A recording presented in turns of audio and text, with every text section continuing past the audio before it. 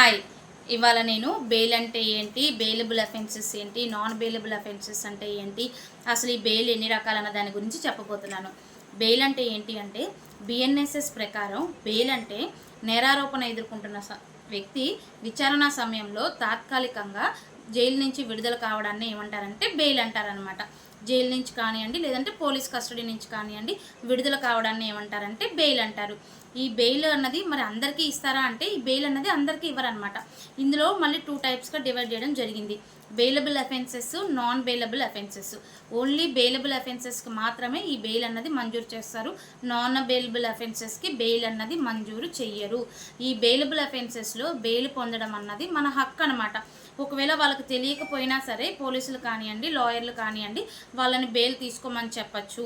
Next one వచ్చేసరికి అసలు ఈ బెయిలబుల్ అఫెన్సెస్ అంటే ఏంటి అంటే ఏ నేరానికైతే 3 సంవత్సరాలు కానీ 3 సంవత్సరాల కన్నా తక్కువ కానీ జైలు శిక్ష పడుతుందో వాటిని ఏమంటారంటే బెయిలబుల్ అఫెన్సెస్ అంటారు. అంటే నేరారోపణ తక్కువ తీవ్రత తక్కువగా ఉన్న వాటిలన్నింటినీ కూడా బెయిలబుల్ అఫెన్సెస్ అంటారు. దేనికైతే 3 సంవత్సరాలు కానీ 3 సంవత్సరాల కన్నా ఎక్కువ కానీ జైలు శిక్ష పడుతుందో, అంటే జీవిత ఖైదు కానివ్వండి, లేదంటే మరణశిక్ష కానివ్వండి, ఇలా పడుతుందో వీటిని ఏమంటారంటే నాన్ బెయిలబుల్ అఫెన్సెస్ అంటారు. నాన్ బెయిలబుల్ అఫెన్సెస్లో బెయిల్ అన్నది మంజూరు చెయ్యరు.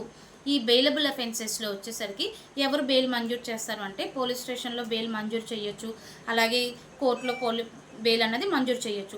ఈ నాన్ బెయిలబుల్ కేసెస్లో బెయిల్ అన్నది కంపల్సరీ కోర్టులో విచారణ ఉన్న తర్వాత ఆ కేసు తీవ్రతను బట్టి వాళ్ళని విడుదల చెయ్యాలా లేదా అని నిర్ణయించుకొని మాత్రమే బెయిల్ అన్నది మంజూరు చేస్తారనమాట. నెక్స్ట్ వన్ వచ్చేసరికి ఈ బెయిల్ అన్నది బెయిలబుల్ కేసెస్ బెయిల్ అన్నది బిఎన్ఎస్ సెక్షన్ 478 ప్రకారం ఇస్తారు. ఈ నాన్ బెయిలబుల్ అఫెన్సెస్లో ఈ బెయిల్ అన్నది బిఎన్ఎస్ 480 ప్రకారం ఇస్తారనమాట. నెక్స్ట్ వన్ వచ్చేసరికి అసలు బెయిలబుల్ అఫెన్సెస్ అంటే ఏంటి అంటే బెయిలబుల్ అఫెన్సెస్ అంటే ఎవరినైనా మనం దాడి చేయడము, కావాలని వాంటెడ్గా దాడి చేసి వాళ్ళని గాయపరచడం కానివ్వండి, లేదంటే ఎవరినైనా అన్ఎక్స్పెక్టెడ్గా కోపంతో లేదంటే ఏదన్నా అన్ఎక్స్పెక్టెడ్గా వాళ్ళని గాయపరచడం కానివ్వండి, అలాగే డెఫిమేషన్ అంటే పరువు నష్టం కానివ్వండి. నెక్స్ట్ వన్ వచ్చేసరికి క్రిమినల్ ట్రెస్ పాస్ అంటే ఎవరి స్థలంలోకైనా వెళ్ళడము, వాళ్ళ స్థలాన్ని ఆక్రమించుకోవడం కానివ్వండి, ఇలాంటివి. నెక్స్ట్ వన్ వచ్చేసరికి నెగ్లిజెన్సీ డెత్ అనమాట. నెగ్లిజెన్సీ డెత్ అంటే ఏంటి అంటే మెడికల్ డెత్ అంటే నెగ్లిజెన్సీ వల్ల ఎవరి చావు కన్నా కారణమైన, అలాగే non hit and run accidents వల్ల ఎవరి వల్ల డెత్ కన్నా కారణమైన. సో ఇలాంటివన్నీ కూడా బెయిలబుల్ అఫెన్సెస్ కిందకు వస్తాయి అన్నమాట. మరి నాన్ బెయిలబుల్ అఫెన్సెస్ అంటే ఏంటి అంటే మర్డర్లు కానివ్వండి, నెక్స్ట్ వచ్చేసరికి అటెంప్ట్ టు మర్డరు, అలాగే రేపు, గ్యాంగ్ రేపు, నెక్స్ట్ వన్ వచ్చేసరికి టెర్రరిజం కానివ్వండి, నెక్స్ట్ వన్ వచ్చేసరికి గ్యాంగ్ రేపు, నెక్స్ట్ కిడ్నాప్లు, నెక్స్ట్ పెద్ద పెద్ద దోపిడీలు, ఎక్కువగా ఆర్థిక నష్టాన్ని కలిగించే దోపిడీలు కానివ్వండి, నెక్స్ట్ వచ్చేసరికి పెద్ద పెద్ద చీటింగ్ కేసెస్ కానివ్వండి. సో ఇలాంటివన్నీ కూడా నాన్ బెయిలబుల్ అఫెన్సెస్ కిందకు వస్తాయి అన్నమాట.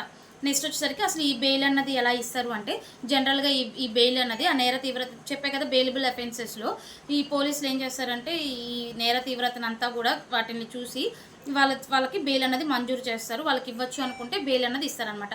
ఈ బెయిల్ ఇచ్చేటప్పుడు కూడా కొన్ని షరతులు అన్నది పెట్టచ్చు. అంటే వాళ్ళు కంపల్సరీ ప్రతిరోజు వచ్చి సంతకం పెట్టమని కానివ్వండి, లేదు అంటే తన ఈ సరౌండింగ్స్లోనే ఉండాలని కానివ్వండి, ఊరు వదిలేకుండా ఉండడం అని కానివ్వండి, అలాగే 2 వ్యక్తుల చేత షూరిటీ సంతకాలు కూడా పెట్టించుకోవచ్చు. ఇతను ఎక్కడికి వెళ్లకుండా ఇతను చూసే బాధ్యత ఆ 2 వ్యక్తుల మీదే ఉంటుందన్నమాట. అలాగే ఆ షూరిటీ ఉన్న వ్యక్తుల దగ్గర నుంచి ఆధార్ కార్డు, పాన్ కార్డులు తీసుకుంటారు. నెక్స్ట్ వచ్చేసరికి నేరారోపణ ఎదుర్కొంటున్న వ్యక్తి యొక్క పాస్పోర్టు, ఇలాంటివన్నీ కూడా తీసుకోవడం అనేది జరుగుతుందంటే అంటే కండిషన్స్తో కూడిన బెయిల్ మాత్రం మంజూరు చేయడం అనేది జరుగుతుందన్నమాట. నెక్స్ట్ వన్ వచ్చేసరికి అసలు ఈ బెయిల్ ఎన్ని రకాలు అంటే బెయిల్ వచ్చేసరికి మెయిన్ 3 రకాలు అనమాట. ఫస్ట్ వచ్చేసరికి బెయిల్, నెక్స్ట్ వచ్చేసరికి యాంటీసెప్టరీ బెయిల్, నెక్స్ట్ వన్ వచ్చేసరికి యాంటీసెప్టరీ బెయిల్ అంటే ముందస్తు బెయిల్ అనమాట. నెక్స్ట్ వన్ వచ్చేసరికి మధ్యంతర బెయిల్. బెయిల్ అంటే మనం ఆల్రెడీ చెప్పుకుంటున్నాము బెయిల్ గురించి. మరి యాంటీసెప్టరీ ముందస్తు బెయిల్ అంటే ఏంటి అంటే ఒకవేళ నేను ఏదన్నా నేరారోపణ ఎదుర్కొని జైలుకి వెళ్తానేమో అన్న అనుమానంతో ముందస్తుగా మనం ఏం చేస్తామంటే బెయిల్ కన్నది అప్లై చేసుకుంటాం అనమాట. సో అలాంటి వాటిని ఏమంటారు అంటే ముందస్తు బెయిల్, యాంటీసెప్టరీ బెయిల్ అంటారనమాట. నెక్స్ట్ వన్ ఈ యాంటీసెప్టరీ బెయిల్ అన్నది మళ్ళీ బెయిలబుల్ అఫెన్సెస్కి మాత్రమే ఇస్తారు, నాన్ బెయిలబుల్ అఫెన్సెస్కి అన్నది ఇవ్వరనమాట. నెక్స్ట్ వన్ వచ్చేసరికి తాత్కాలిక మధ్యంతర బెయిల్ అంటే ఏంటంటే మనం విచారణ ఉన్న టైంలోనే కొద్ది రోజులు మాత్రం మనల్ని జైలు నుంచి విడుదల చేస్తారు. అంటే ఏదైనా పర్సనల్ రీజన్స్ వల్ల కానివ్వండి, లేదంటే కుటుంబ సభ్యుల వల్ల కానివ్వండి, అనారోగ్యం కారణం వల్ల కానివ్వండి, సో ఇలా కొద్దిగా వీళ్ళని విడుదల చేయడం జరుగుతుంది.